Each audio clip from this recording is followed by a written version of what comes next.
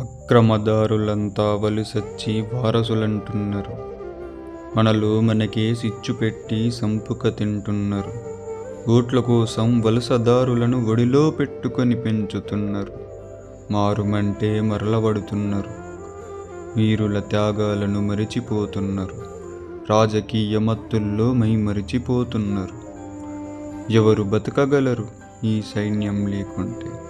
ఎవరు ఏలగలడు ఈ సైన్యం లేకుంటే? ఎవడు స్వేచ్ఛగా తిరగగలడు ఈ సైన్యం లేకుంటే?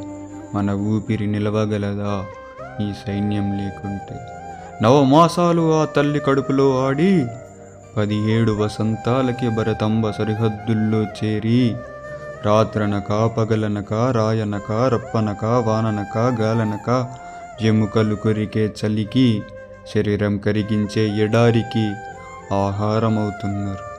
ఈ నేల మను శత్రునెత్తురుతో అభిషేకిస్తూ మన భరతంబ రక్షణకై ప్రాణాలర్పిస్తున్నారు. ఈ తల్లి భరతంబ కడుపులో నిద్రిస్తున్న అమర వీర సైనికులకు జోహార్లు. మీ సేవలు తిరుగులేనివి. మీరు లేకుంటే నా ఊపిరి నిలవలేనిది. మీ త్యాగాలకు జోహార్లు. అమర వీరులకు జోహార్లు.